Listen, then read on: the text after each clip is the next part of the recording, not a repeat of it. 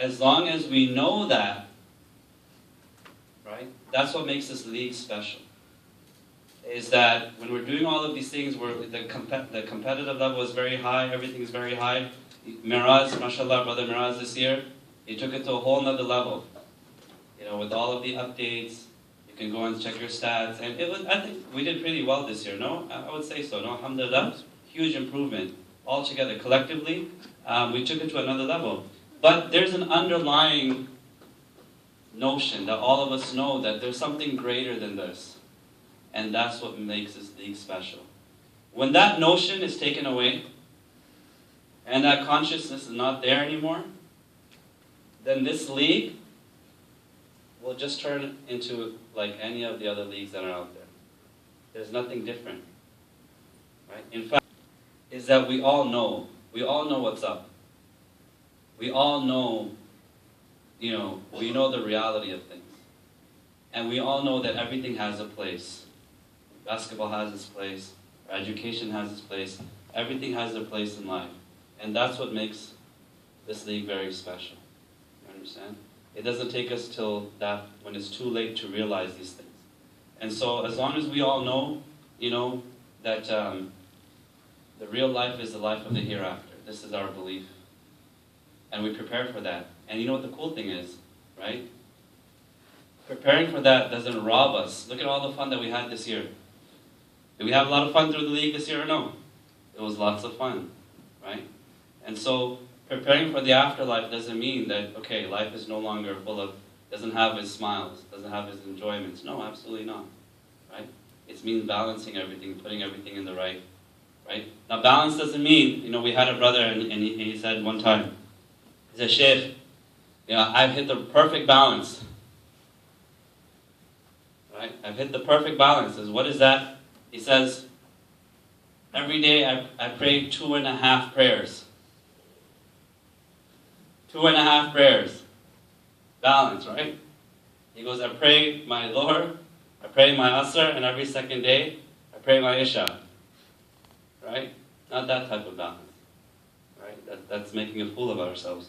So, as long as we know that this is a gift, this life is given to us so that we can prepare for the real life.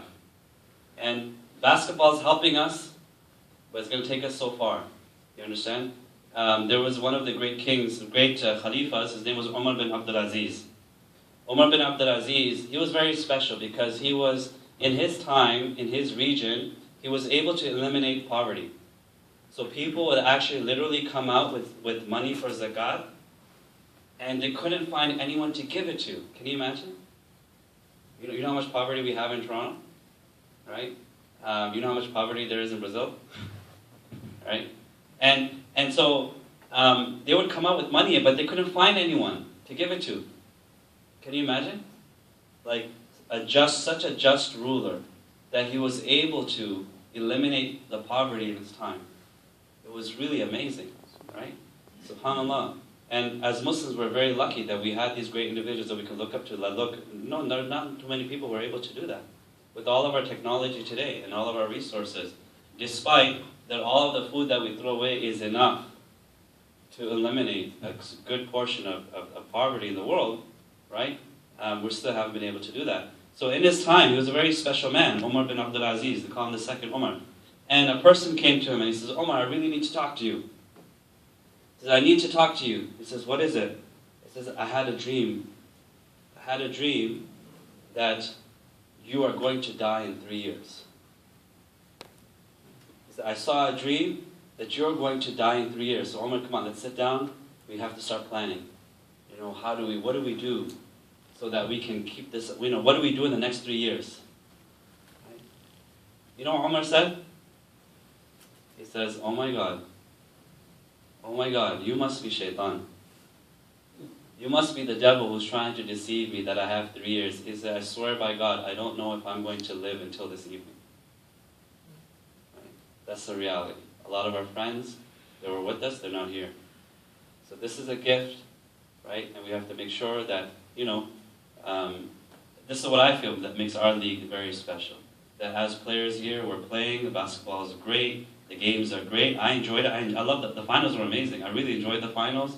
I like the vibe. I like how we're dealing with each other. I love the handshakes afterwards. I love how we pray together. And the games are really exciting. I love the highlights, right? I like hearing the chatter. I like some of the trash talk. I can't lie, right? I enjoy it, right? But at the end of it all, we all know the grand purpose of our lives, right? Actually, I was just thinking, I'm wearing the shirt right now. It says, "What is your purpose?" And I wish I could. But I'm not going to do a Superman on stage. But in any case, so it was a great pleasure for us. Really, it was a great pleasure. Some of you might be thinking that why is everyone doing this? Believe me, some of the brothers here, not excluding myself, they give a lot of time. They spend a lot of time. I don't want to take the names, but they gave a lot of time.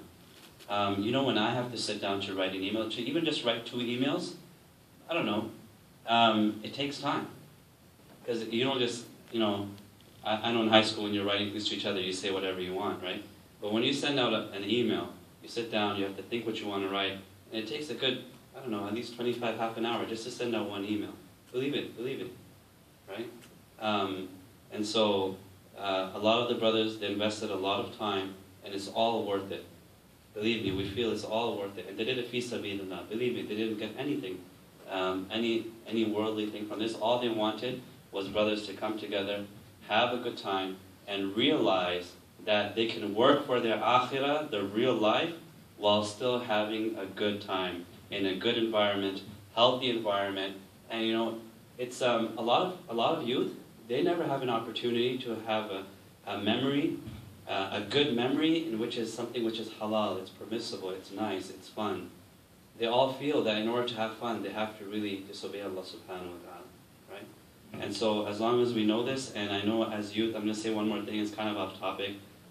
We're surrounded by things that we might feel that, there's no hope, but always know Allah subhanahu wa ta'ala's doors of mercy are always open. He's always ready to forgive.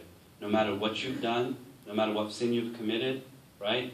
All it takes is just thinking about Him and saying, Ya Allah, forgive me, I'm sorry, and that's it.